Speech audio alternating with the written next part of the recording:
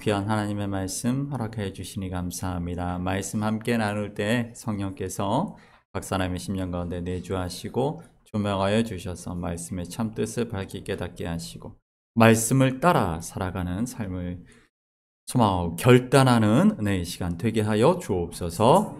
예수 그리스도 이름으로 기도합니다. 아멘. 할렐루야. 오늘 우리 한가위 감사주일이라고 주보에 되어 있는데요. 추석 연휴가 시작되었습니다. 많이 이동할 계획들 갖고 계신 분들도 계실 것이고요. 아마 연휴가 주일을 끼고 있다 보니까 오늘 예배 후에 왕래하실 분들이 또 계실 것 같은데 안전하게 또 은혜롭게 잘 다녀오시기를 또한 서로가 위하여 기도했으면 좋겠습니다. 오늘 신명기 말씀 우리가 볼 텐데 먼저 신명기라고 하는 그 제목을 예전에도 한번 제가 작년에도 그 말씀 나눴었는데 우리가 그 제목에 담긴 의미에 대해서 한번 생각해 볼 필요가 있습니다. 신명기라고 한다면 우리가 한자로 신자가 있는데 그것은 펼치다 라는 뜻이 있고요. 또 하나의 뜻이 뭐냐면 거듭하다 라는 뜻이 있습니다. 이게 우리가 잘 아는 말씀이죠. 신신당부하다 라고 할 때 신신, 이게 그 신자입니다. 이게 귀신 신자를 쓰는 게 아니고 새로운 신자를 쓰는 것도 아닙니다. 종종 그 두 가지를 가지고 착각하시는 분들이, 오해하시는 분들이 있어요. 신명기에 그만 하나님이 주신 계명, 신이 주신 계명, 그래서 그게 귀신 신자를 쓴다거나 혹은 새롭게 주시는 계명, 그래서 새로운 신자를 쓴다라고 생각하실 수 있는데 그게 아니라 거듭하다 이런 뜻이에요. 예, 신신당부하다의 그 말이죠. 그러니까 거듭하여 주신 계명, 하나님의 계명을 펼쳐서 보여주는 바로 그 내용이 신명기다. 어떤 내용인가? 이거 출애굽기 말씀을 먼저 볼 필요가 있습니다. 거듭하여 주다라는 말은 이미 한번 줬다 이 뜻이지요. 그럼 첫 번째로 준 건 언젠가? 우리 19장 1절에서 6절까지 말씀 한번 쭉 같이 읽어봅니다. 시작. 이스라엘 자손이 애굽 땅을 떠난 지 그들이 르비딤을 떠나 시내 광야에 이르러 그 광야에 이스라엘이 거기 산 앞에 장막을 치니라. 모세가 하나님 앞에 산에서 그를 불러 말씀하시되 야곱의 집에 말하고 이스라엘 자손들에게 말하라. 내가 애굽 사람에게 어떻게 행하였음과 내가 어떻게 독수리 날개로 너희를 업어 내게로 인도하였음을 너희가 보았느니라. 세계가 다 내게 속하였나니 너희가 내 말을 잘 듣고 내 언약을 지키면 너희는 모든 민족 중에서 내 소유가 되겠고 제사장 나라가 되며 거룩한 백성이 되리라. 너는 이 말을 이스라엘 자손에게 전할지니라. 아멘. 그렇습니다. 그리고서 이스라엘 백성들에게 율법을 주시죠. 십계명으로 우리가 알고 있는 그 율법을 주시는 장면이 바로 출애굽기 19장에 이하에 나옵니다. 그러니까 그때 먼저 첫 번째 계명이 이때 주어진 거죠. 그것에 이어서 두 번째 계명이 주어진 것, 그것이 바로 신명기 말씀이겠습니다. 우리 너무나 잘 알지요. 신명기는 40년 광야 생활, 우리 민수기에 나오는 출애굽기와 민수기에 언급되는 그 40년의 광야 생활을 마치고 이제 모세는 약속의 땅에 들어가지 못하지만 광야에서 태어난 세대, 그리고 가데스 바네아에서 20살이 되지 않아서 그 성회에 참여하지 않았던 바로 그 다음 세대들, 그들이 이제 약속의 땅에 들어가야 하는 그러한 상황 속에서 그들에게 다시 한번 하나님의 말씀을, 율법을, 계명을 다시 한번 그들을 향하여 설교한 내용, 3편의 설교를 묶어놓은 게 신명기입니다. 그런데 우리가 잘 아는 바와 같이 19장 1절 말씀에 있는 것처럼 이스라엘 자손이 애굽 땅을 떠난 지 3개월이 되던 날, 이렇게 되는 이 구절, 우리가 보통 한가위 추석을 명절로 지내는 이유는 뭡니까? 그때가 무슨 절기입니까? 우리 1년 중에. 그렇죠. 우리가 잘 아는 오곡백과가 풍성한 추수를 하고 곡식을 걷어들이고 과실도 걷어들이고 풍성한 때죠. 근데 이스라엘은 이것을 크게 세 번으로 나눈다 라는 말씀을 드렸습니다. 우리 절기에 대한 내용도 저 뒤에 있는데 크게 세 번이죠. 그러니까 이스라엘의 3대 절기와 이게 같이 묶여 있음을 우리는 잘 알고 있습니다. 첫 번째, 이스라엘 3대 절기 첫 번째 뭡니까? 유월절이죠. 유월절에는 무엇을 거둔 것을 감사하는 절기입니까? 그렇죠. 보리. 네. 그래서 유월절 절기 가운데 뭐가 있습니까? 초실절이 있죠. 네. 유월절 바로 다음 날부터 시작되는 게 무교절이고요. 유월절 절기 안에 들어있는 첫 번째 안식일 다음 날이 초실절입니다. 그 초실, 처음 거둔 열매, 그게 뭐냐면 보리예요. 보리. 네. 그리고 50일이 지난 후에 그때는 무엇을 거둔다고요? 그렇죠. 밀. 이스라엘 사람들의 주식인 밀을 거둔다. 50이라는 그 한자를 그대로 따서 오순절이라고 부르죠. 그리고 나서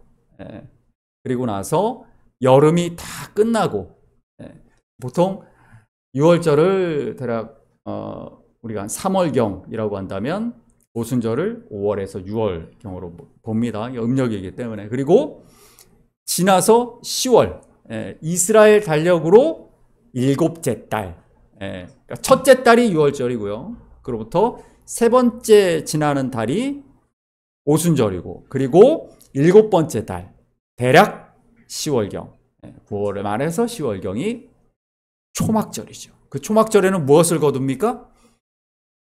그렇죠. 5가지, 5가지 대표 과일들이죠. 올리브, 포도, 무화과, 대추야자, 석류. 그래서 5개입니다. 그래서 총 합쳐서 7대 작물이라고 하죠. 그래서 이스라엘 그 절기를 그렇게 구분하는데, 오늘 우리가 첫 번째 읽었던 이스라엘 자손이 애굽 땅을 떠나, 출애굽 19장 1절입니다. 떠난 지 3개월 되던 날, 여기서 3개월 되던, 우리 성경 번역이 약간 애매하게 됐어요. 3개월이 된다 그래서 90일이 됐다는 얘기가 아니에요. 네, 이 영어로 보면 이거 서드라고 되어 있어요. 그러니까 이 원어에도 세 번째 달이라고 되어 있습니다. 그러니까 세 번째 달. 그러니까 3개월이 지난 게 아니라 세 번째. 그러니까 이게 바로 오순절 얘기하고 있는 겁니다.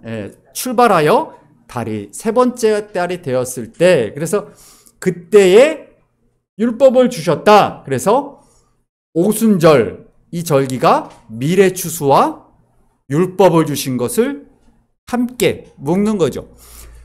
6월절의 감사는 어떤 감사입니까? 구원해 주심에 대한 감사죠. 그들을 애굽으로부터 구원해 주셨다. 오순절의 감사는 뭡니까? 우리에게 율법을 주셨다. 말씀을 주셨다. 초막절의 감사는 뭡니까? 광야의 삶 가운데 우리를 인도해 주신 것, 그것에 대한 감사. 이렇게 셋으로 나눕니다. 우리는 이 추석 때 이 추수의 절기가 1년에 한 번이니까, 물론 우리가 그 보릿고개를 겪은 그 보리도 추수를 하긴 하지만, 보통 우리가 추석의 기쁨이라고 말할 때 그 오곡백과가 풍성하다라고 말할 때 그 절기는 그런 것이죠. 그럼 우리가 왜 이렇게 묶어놨을까를 생각해 볼 필요가 있겠죠. 6월절이나 오순절이나 초막절이나 다 어떤 때 이야기입니까? 그렇죠. 출애굽 사건 때 이야기죠. 출애굽하여 광야를 그들이 헤매 다녔던 그때의 이야기죠. 그들이 구원받고 하나님의 말씀을 받고 하나님의 인도하심을 따라 살아갔던 그 기억, 그것과 하나님이 우리 삶에 베풀어 주시는 보리와 밀과 과일들, 우리의 삶을 공급하여 주시는 그런 것들과 함께 연관지어 묶었다라는 것이죠. 왜 그렇게 했을까?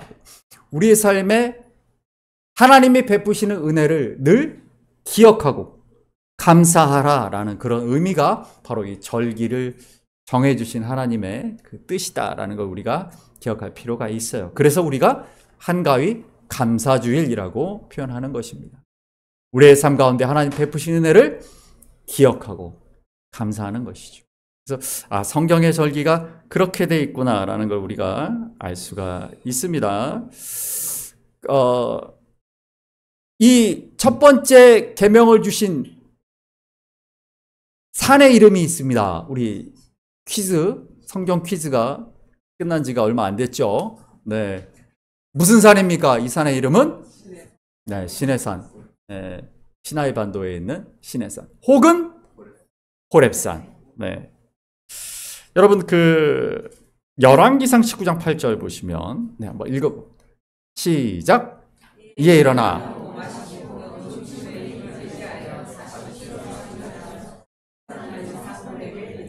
아멘. 이게 누구 얘기입니까? 엘리야 얘기죠. 엘리야가 우리가 잘 아는 아합 왕과 그 악한 왕비 이세벨에 의하여 죽임을 당할 위기에 처하니까 그때 어떻게 합니까? 왜 위기를 처합니까? 바알과 아세라 선지자 850명을 죽인 사건. 그 바알과 아세라 그 이방 신을 섬기는 그 사람들 제사장들을 이스라엘에 끌어들인 게 누굽니까? 이세벨이죠. 이세벨이 시집을 오면서 자기 나라에서 섬기던 온갖 우상들을 다 갖고 온 거죠. 그 이세벨에 의하여 죽임을 당하기 그 위기에 처하니까 엘리야가 도망을 가는데 어디로 도망을 갑니까? 호렙산으로 가죠. 그 호렙산이 어떤 곳이라고요? 하나님의 율법을 받았던 그곳으로 도망간 겁니다. 그래서 보게 되면은 며칠간 도망갑니까? 40주야. 그러니까 40일을 도망갔다 이 얘기입니다.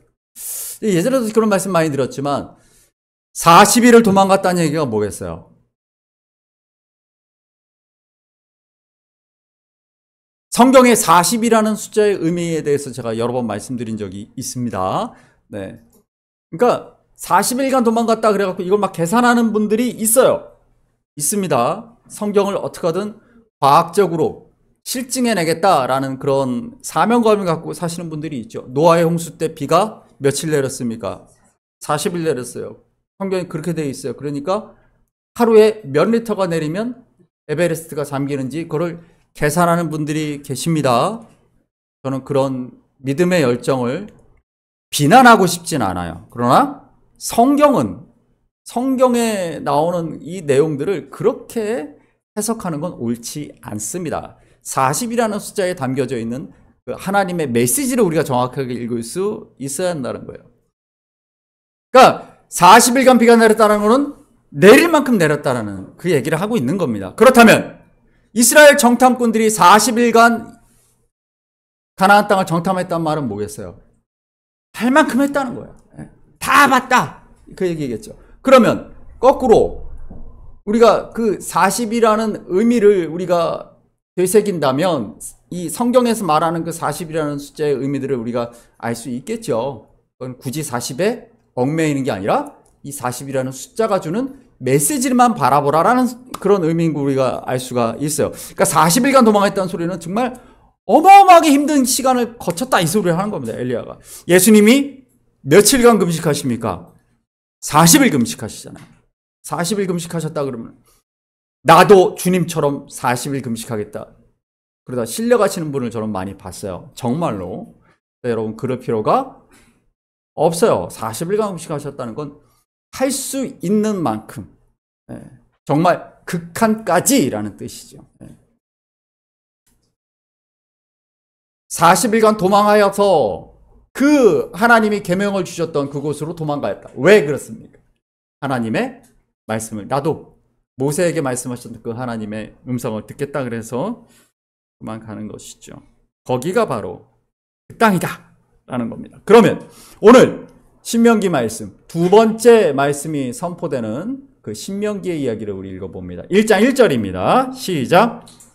무새가 요단 저쪽 숲 아라바 광야 곧 바란과 도벨과 라반과 하세롯과 디사압 사이에서 이스라엘 무리에게 아멘. 그렇습니다. 이 요단 저쪽 아라바 광야죠. 이 제가 아까 말씀드렸지만 세 편의 설교니까 세 번 이 설교가 주어집니다. 지도를 좀 보여주시면요. 이스라엘은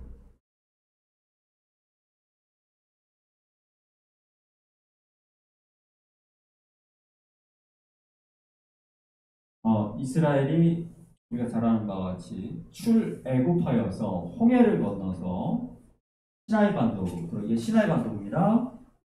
시나이 반도의 시내산에서 첫 번째 계명을 받았고요. 그 다음에 어떻게 됩니까? 이제 광야로 나아가게 됩니다. 광야의 한가운데에서 민수기, 출애굽기, 레위기, 민수기의 시간을 지나 이제 신명기의 시간으로 넘어오는 거죠. 요단 저쪽 땅에서 우리가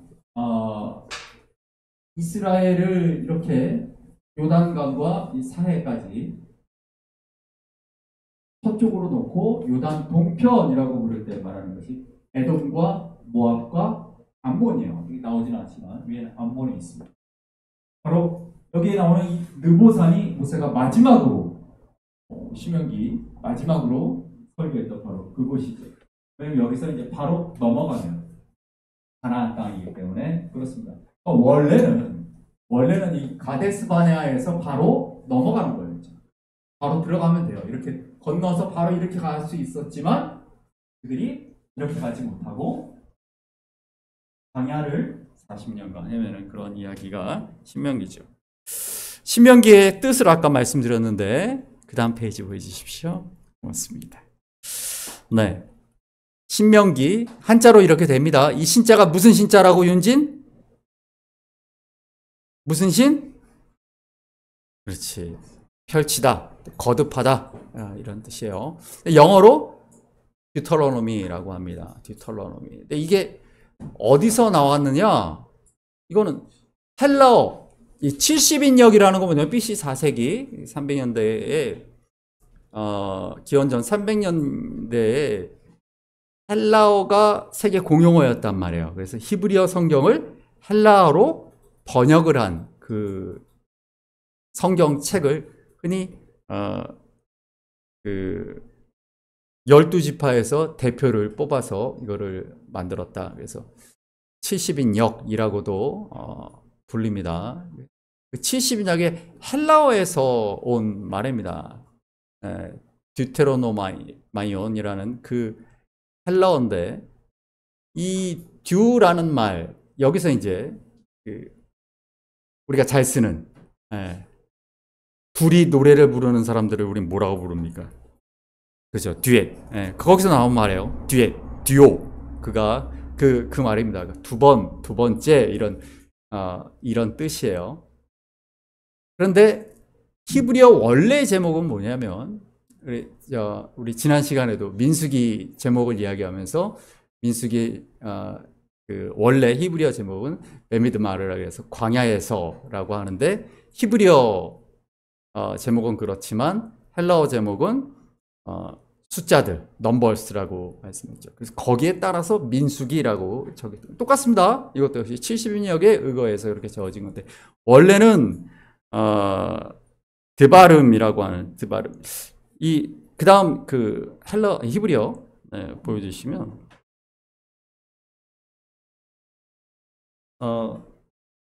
네. 이 히브리어 성경은 대부분 성경의 첫 구절을 가지고 그 성경의 제목을 찾는 경우가 많이 있어요. 그래서 엘레 하데바름이라고 하는 이 다바림이라고 하는 다바르 원래 그 번역은 다바르예요. 말씀. 그러니까 이 신명기의 제목은 말씀입니다. 말씀. 이게 복수형이기 때문에 말씀들이라고도 해도 됩니다. 엘레 하트바름, 엘레 하트바름, 에쉘 드바르 똑같죠? 나바르. 모셰, 엘, 톨, 이스라엘 이런 거.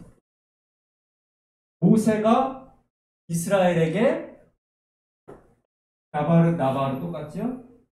말한 말씀들 이런 뜻이죠. 모세를 통해 하나님이 이스라엘에게 주신 말씀들, 그게 신명기예요. 그래서 신명기는 뭐겠어요? 한마디로 하나님이 모세를 통해 이스라엘에게 주신 이제 가나안 땅에 들어가서 너희가 지킬 말씀들이라는 거예요. 그래서 신명기를 읽어보면 출애굽에서 처음 주셨던 말씀들의 반복이 많습니다.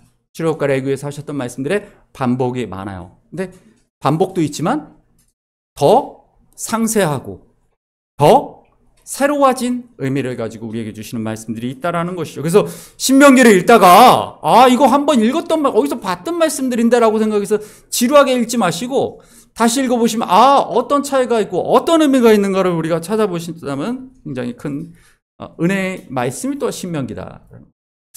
신명기에서 가장 유명한 말씀이 바로 신명기 6장의 말씀이죠. 제가 우리 다음 세대 교육을 많이 얘기할 때 D6 무브먼트, 이 미국에서 시작된 D6 무브먼트가 말하면 듀토로노미 6 무브먼트입니다. 신명기 6장을 우리 자녀들에게, 다음 세대에게 가르쳐야 한다. 이렇게 가르쳐야 한다. 자, 어떤 내용인가 볼까요? 4절부터 한번 쭉 읽어보겠습니다. 시작.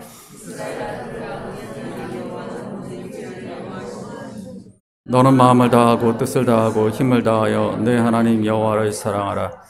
오늘 내가 내게 명하는 이 말씀을 너는 마음에 새기고 내 자녀에게 부지런히 가르치며 집에 앉았을 때든지 길을 갈 때든지 누워있을 때든지 일어날 때든지 이 말씀을 강론할 것이며 너는 또 그것을 내 손목에 메어 기호를 삼으며 내 미간에 붙여 표로 삼고 또 바깥문에 기록.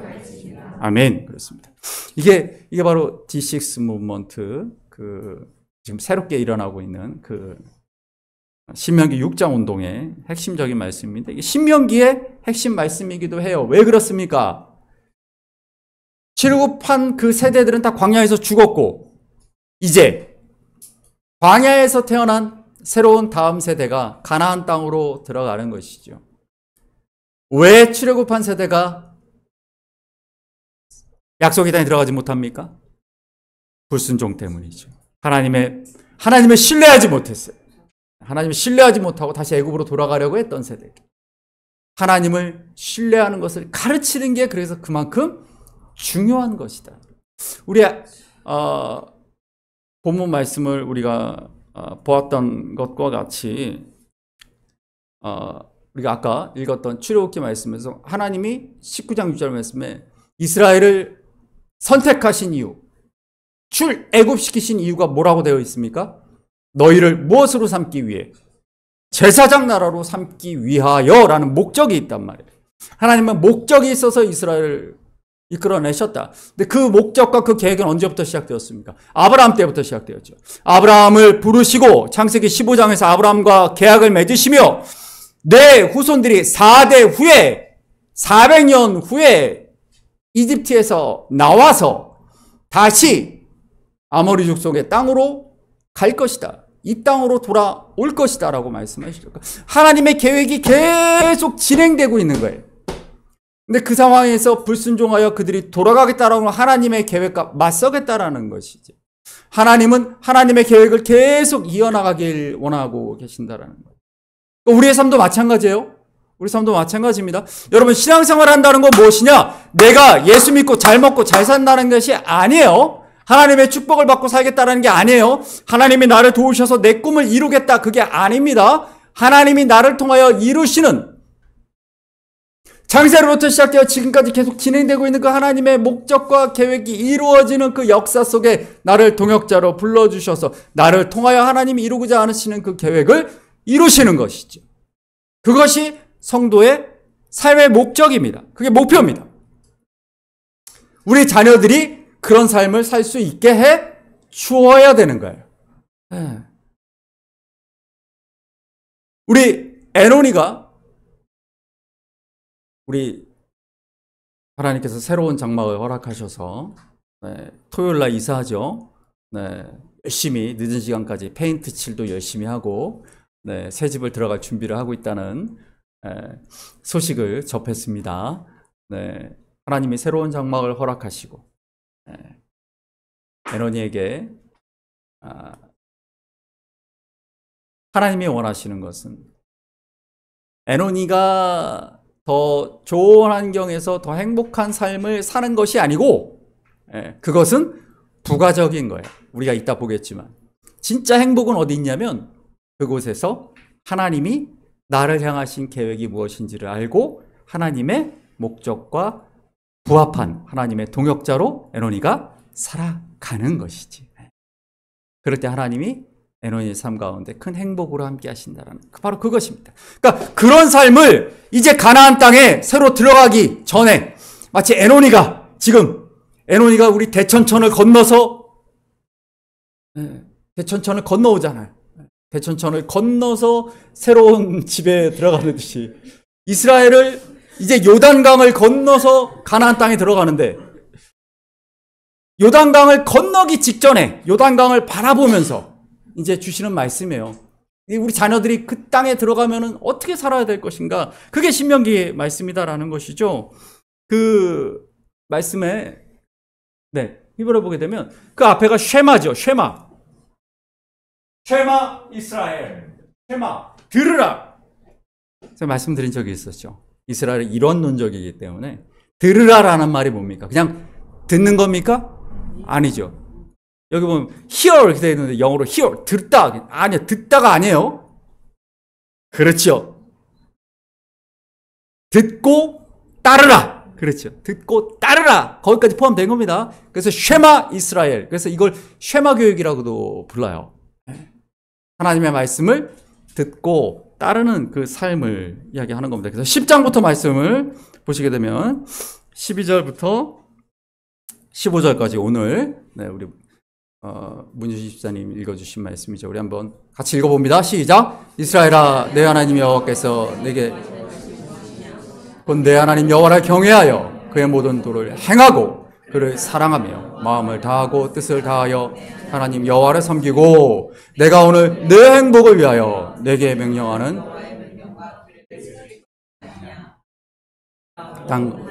하늘과 땅과 그 위의 만물은 본래 내 하나님 여호와께 속한 것이로되 여호와께서 오직 내 조상들을 기뻐하시고 그들을 사랑하사 그들의 우선인 너희를 만민 중에서 택하셨음이 오늘과 같으니라. 아멘. 자, 여기서 하셨던 말씀, 우리가 처음에 주셨던 말씀, 처음 호렙산에서 첫 번째로 말씀을 주셨던 그때 내가 너를 거룩한 나라요 택한 제사장 왕 같은 제사장으로 삼기 위하여 너희를 불렀다라고 하셨던 그 말씀이죠.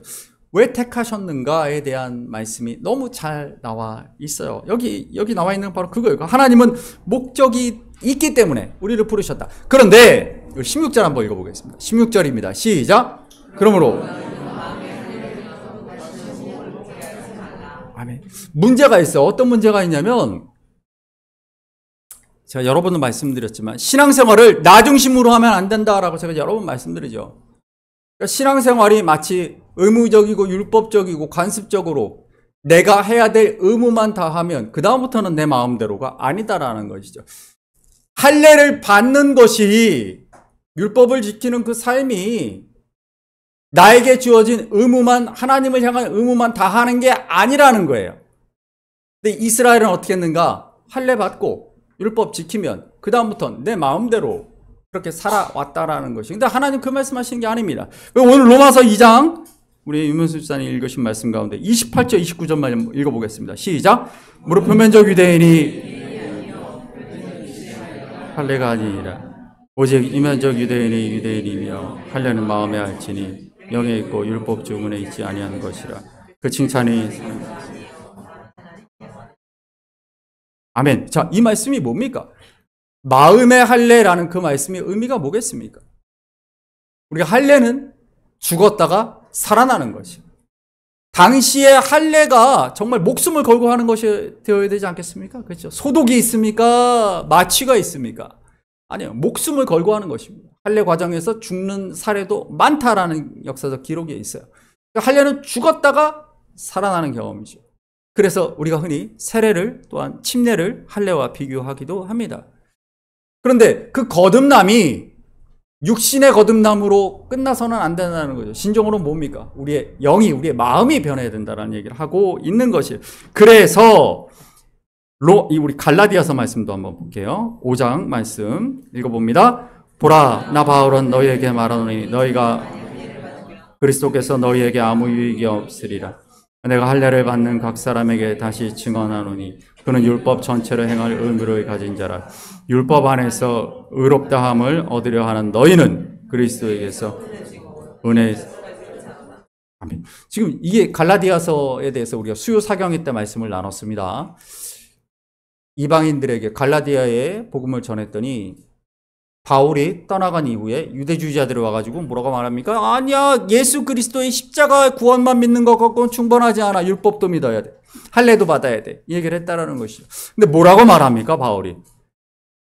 할례가 너희들의 구원을, 너희들의 신앙을 보증하는 것이라면 예수 그리스도의 십자가가 무슨 의미가 있겠는가라는 얘기가 있는 거예요.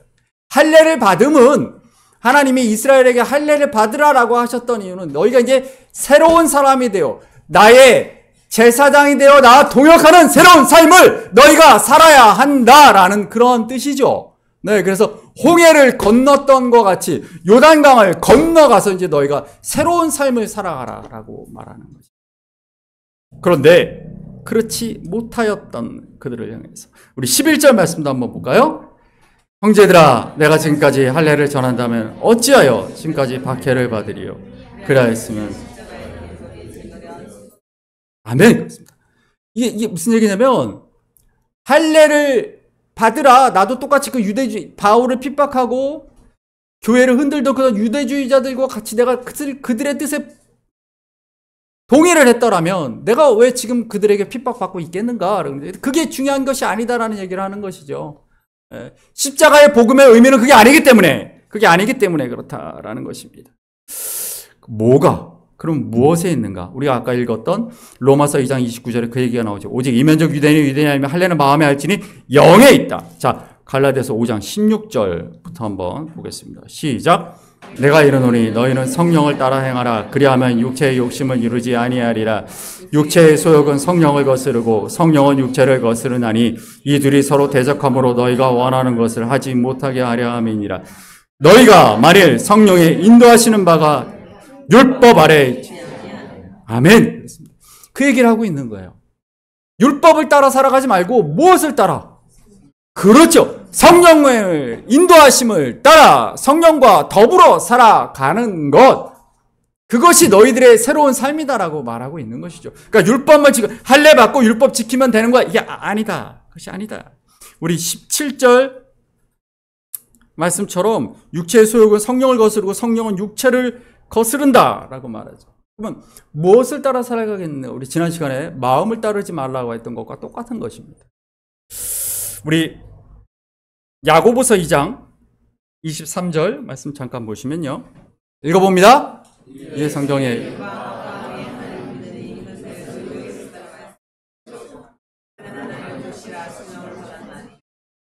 아멘. 우리 이사야 41장 8절 말씀도 한번 읽읍시다. 시작.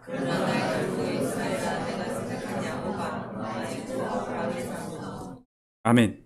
하나님께서 대놓고 나의 친구라고 부르셨던 사람 아브라함 지도를 보여주시면 잘 안 보이실 텐데 이게 갈릴리 호수구역이 요단강이고 사해입니다. 여기 이제 나사렛 예수님의 나사렛이 있고요. 여기 이제 스켐이라고 되어 있는데 여기 세겜입니다. 세겜. 이 아브라함이 약속의 땅을 처음 요단강을 넘어서 처음 하나님께 제사했던 것이 바로 여기 세겜이죠. 오늘날의 이 제명은 나블루스. 그리고 신약의 지명은 뭡니까? 신약의 이 지명은 구약은 세겜, 신약의 지명은 수가성입니다. 수가성. 예수님이 요한복음 4장에서 만난 사마리아 여인이 있던 그곳 수가성 세겜. 그래서 예배 요한복음 4장 우리가 예배 시간 처음 영과 진리로 예배하지니라 했던 그 왜 예배를 세겜에 가서 수가성에 가서 예수님 말씀하시는가? 아브라함이 약속의 땅에 들어와 처음 제단을 쌓고 예배한 곳이 세겜이기 때문에 가장 중요한 곳이에요. 성경에서 제사에 관련된 중요한 예배에 대한 중요한 것. 그리고 세겜에서부터 쭉 내려오면 베델을 거쳐서 예루살렘 거쳐서 베델을 거쳐서 헤브론 거쳐서 브에세바까지 갑니다. 이 길을 뭐라고 그러냐면 족장의 길이라고 불러요. 족장의 길. 아브라함과 이삭과 야곱과 요셉의 길이라는 거죠. 지금 이 세겜에는 요셉의 무덤이 있고 야곱의 우물이 있죠. 이 길을 따라 족장들이 오고 갔던 바로 족장의 길이에요. 근데 여기 오게 되면 네, 잘 안 보이는데 지도에 여기까지 이렇게가 오늘날의 웨스트뱅크 팔레스타인 자치지구입니다. 그래서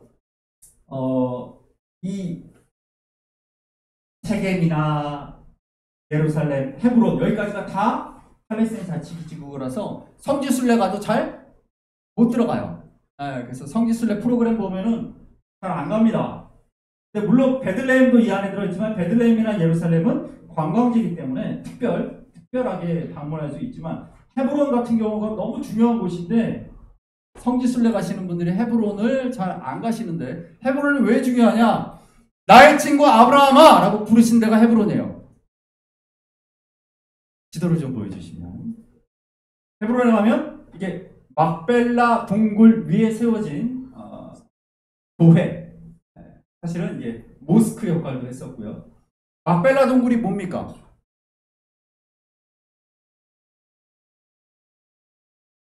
네, 아브라함이 아내 사라를 장사하기 위해 구했던 곳이죠.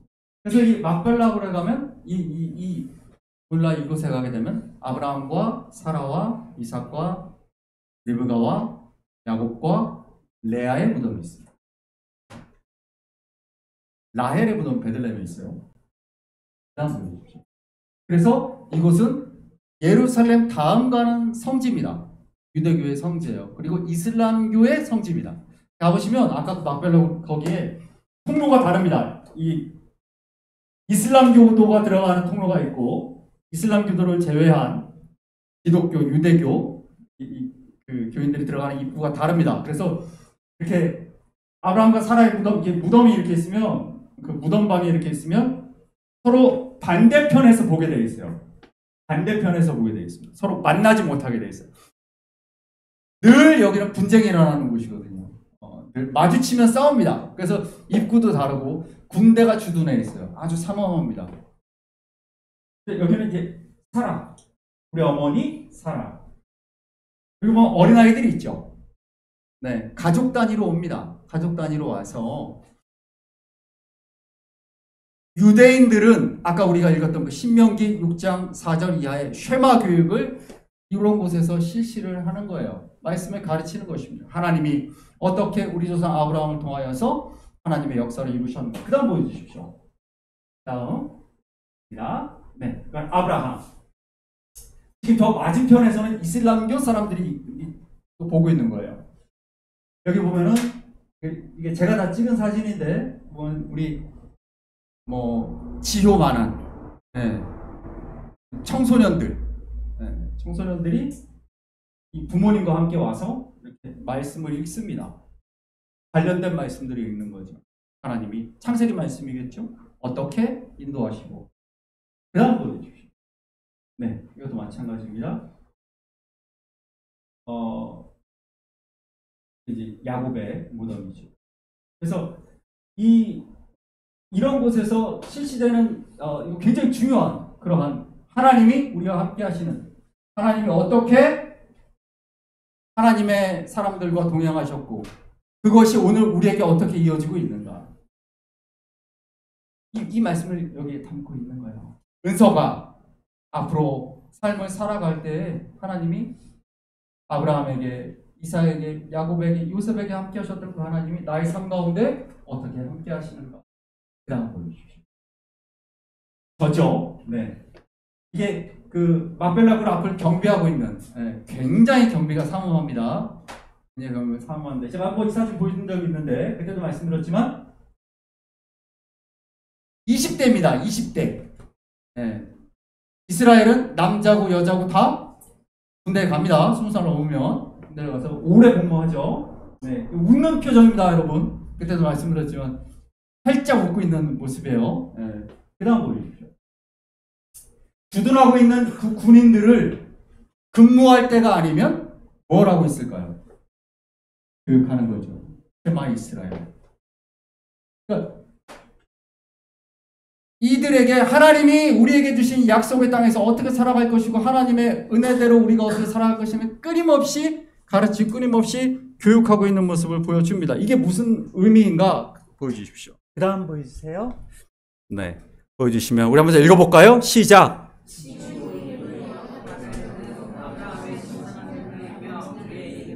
아멘.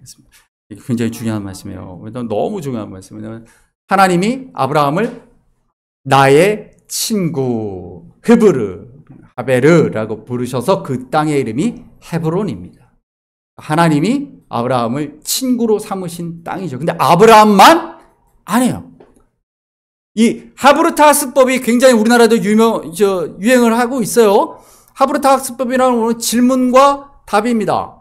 그러니까 이 유대인들 도서관에 가면 엄청 시끄러워요. 한국 도서관이랑 다릅니다. 끊임없이 짝을 지어가지고 계속 떠들고 있어요. 도서관에서 조용해야지 이게 안 통해요. 거기서는 혼자 중중중 읽는 학습이 아니에요. 서로 주고받는 것입니다. 그 다음 보여주십시오. 네. 그래서 친구란 무엇인가? 성경의 친구란 무엇인가? 나의 이야기를 경청해주는 사이예요. 누가? 하나님과 아브라함이 그랬다. 그 다음 보여주십시오. 네, 고맙습니다. 하나님은 피조물인 인간이 인간의 질문을 받으시고 질문을 하시며 들으시는 분이다. 하나님이 그런 분이시다. 여러분, 성경에 나오는 하나님은 끊임없이 인간에게 질문하시죠. 아담아, 내가 어디 있느냐 물어보십니다. 그리고 또한 인간의 질문을 받으시고 귀 기울이시고 응답하시는 분이세요. 그게 뭐예요? 그게 기도죠. 그게 기도입니다. 기도가 무엇인가? 하나님과 대화하는 거예요. 하나님과 친구의 관계로 살아가는 거예요. 하나님의 성품이 그렇기 때문에 우리 또한 그렇게 살게 되어 있어요. 그 다음 보여주십시오. 읽어보겠습니다. 15절 말씀입니다. 시작. 이제부터는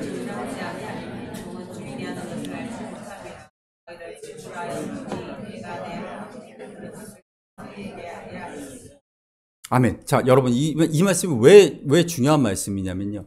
예수님이 나를 친구라고 부르시는 것이 시은이 친구가 우리 지난주에 왔잖아. 나유리하고 응사하고 왔잖아. 한국에서 친구는 뭐 하는 사이예요? 같이 노는 사이죠. 그러니까 하나님이 나의 친구다. 예수님 나의 친구다. 예수님 나하고 놀아주는 사이다가 아니고 성경의 친구는 뭐냐면 질문하고 답하는 사이가 친구예요. 내 이야기를 들어주는 게 친구예요. 그리고 내 이야기에 답을 해주고 질문을 통해서 내가 모르는 걸 깨닫게 해주는 게 친구예요. 그게 헤베르예요. 그게 흐브르라고 하는 성경의 친구의 개념이에요. 성령과 동행하며 사는 삶이라는 소리가 무슨 얘기냐면 하나님의 친구로 하나님과 대화하며 하나님께 질문하고 하나님의 질문을 받으며 살아가는 거예요. 여러분, 아까 엘리야가 이세벨에게 쫓겨서 호렙산에 갔을 때 그때 하나님이 엘리야에게 어떤 질문을 하십니까? 네가 어찌하여 여기 있느냐라고 질문하시죠. 하나님의 질문이죠. 내가 너를 세운 땅이 있는데 너는 지금 여기 와서 뭘 하고 있느냐라는 그 질문이죠. 그 질문을 듣고 엘리야가 자기의 소명을 다시 깨닫게 되죠. 하나님은 우리에게 질문하십니다. 그리고 또 우리는 하나님께 질문하고 하나님께 응답을 듣습니다. 그게 뭐예요? 그게 내가 하나님과 친구라는 거예요. 그거를 성령과 동행하는 삶이라고 말하고 있는 것입니다. 말씀을 보여주십시오. 네, 읽어봅니다. 에녹이 하나님과 동행하더니 하나님이 아멘. 창세기 6장 9절도 읽습니다. 이것이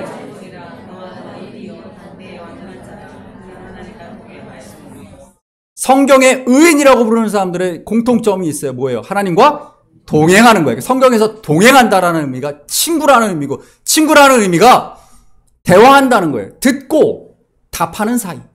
그게 하나님의 친구고, 그게 하나님과 동행하는 것이죠. 우리 히브리서 13장 말씀 읽습니다. 시작. 그가 친히 말씀하시기를 그러므로 주는 나를 아멘. 그렇습니다. 그래서 성경은 우리에게 끊임없이 창세기부터 요한계시록까지 끊임없이 우리에게 얘기합니다. 하나님이 너와 동행하신다. 하나님이 너를 도우신다. 그런데 누가 내가 느끼지 못하고 내가 하나님께 말하지 않고 내가 하나님의 목소리에 귀 기울이지 않을 뿐이지 하나님은 오늘도 너와 동행하신다. 그러니까 두려워하지 말라라고 말하는 거죠. 그러니까 두려워하지 말라. 윤진이가 수능이 어떻게 바뀌든지 입시제도가 어떻게 바뀌든지 두려워할 필요가 없다는 거예요. 하나님이 윤진이를 통해서 이루실 그 목적과 계획을 이루실 것이기 때문에 오직 하나님과 대화하고 하나님과 동행하는 삶을 살아가면 된다라고 말하고 있다라는 것이죠. 우리 마지막으로 창세기 28장 말씀 함께 읽습니다. 시작.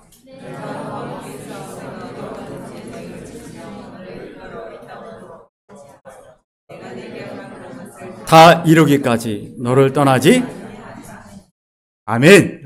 여러분 이 말씀을 가슴에 품고 이번 한 주간 살아가시길 바랍니다. 하나님은 처음부터 창세기부터 오늘 지금 이 순간에 이르기까지 늘 나와 동행하시고 나를 통해 이루실 목적이 있어서 나를 부르셨고 그 목적을 이루시기까지 늘 나와 동행하여 주겠노라고 약속하셨습니다. 여러분 그걸 믿으십니까? 여러분 이것을 믿는 거예요. 우리 다른 걸 믿는 게 아닙니다. 우리 이걸 믿는 거예요. 이 관계가 깨어졌는데 그것이 예수 그리스도의 십자가로 다시 복원됐기 때문에 이제는 우리가 다시 그 소명의 자리를 지키는 것입니다. 여러분 이 믿음을 가지시고 여러분 한 주간의 삶을 살아가실 때도 특별히 우리가 오랜만에 만나는 친지들 앞에서도 우리가 그렇게 권면하시면 좋을 것 같아요. 너의 삶의 목적이 무엇인지 아느냐라고 좋은 질문을 던져주세요. 여러분 좋은 친구는 좋은 질문과 좋은 답을 해주는 사람 그리고 경청하는 사람입니다. 하나님이 우리의 그런 친구가 되어주셨듯이 우리 또한 그러한 하나님의 친구로 하나님과 동행하는 은혜의 삶을 살아가신 여러분 되시기를 간절히 소망합니다. 함께 찬양하실 텐데요. 여러분 가지고 계신 주보 안에 찬양이 있습니다.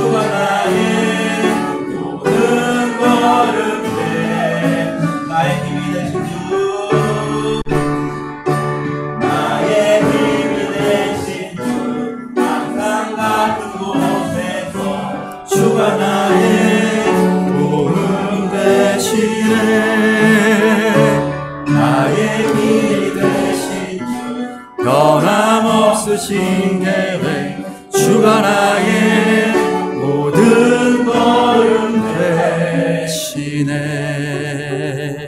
이 시간에 우리가 가슴에 손을 얹고 기도하기를 원하는데요. 주님의 계획은 변함이 없으십니다. 나를 택하시고 부르시고 동역자로 삼아주시고 우리에게 소명을 주신 그 하나님의 계획은 결코 변하지도 흔들리지도 않습니다. 내가 하나님과 동행하며 하나님이 원하시는 그 길을 걸어갈 때 내 삶 가운데 닥쳐지는 모든 어려움과 환난이 있다 할지라도 하나님께서 반드시 하나님의 계획을 이루시기 위하여 그 모든 일들을 도우시고 닫힌 문을 열어주시고 메인 것들을 풀어주시고 막힌 것을 뚫어주시는 하나님의 역사가 내 삶 가운데 있을 줄 믿습니다. 나를 택하신 하나님의 그 놀라우신 은혜에 감사하며 하나님과 동행하는 삶이 되게 하여 주옵소서. 우리 이 시간에 함께 기도합니다. 우리 주여 한번 부르시고 기도하겠습니다. 주여, 걸어가신 아버지 하나님, 우리를 친구로 삼으신 하나님, 하나님과 동행하며 늘 기도하며 하나님의 말씀대로 내 삶 가운데 역사하시는 하나님의 계획이 이루어질 것을 믿고 하나님만을 신뢰하고 하나님을 의지하며 하나님과 동행하는 삶을 살게 하여 주옵소서.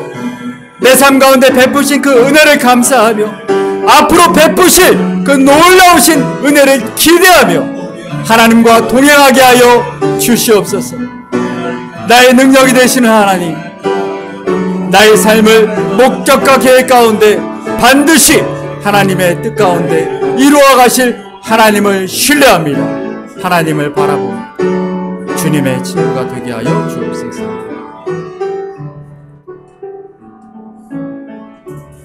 하나님 감사합니다. 하나님, 오늘 신명기 말씀을 함께 나누면서 하나님 우리가 다시 한번 참된 신앙이 무엇인지 돌아보게 하시니 감사합니다. 하나님, 우리의 신앙이 율법주의적이고 의무적이고 간습적인 신앙이 되지 않게 하시고 늘 성령과 동행하며 하나님의 친구로 주님과 대화하며 주의 말씀에 귀 기울이며 또한 내 삶 가운데 동행하시며 나를 도우시고 나를 하나님의 그 목적과 계획을 이루어 가시는데 귀하게 나와 동역하실 그 하나님을 바라보고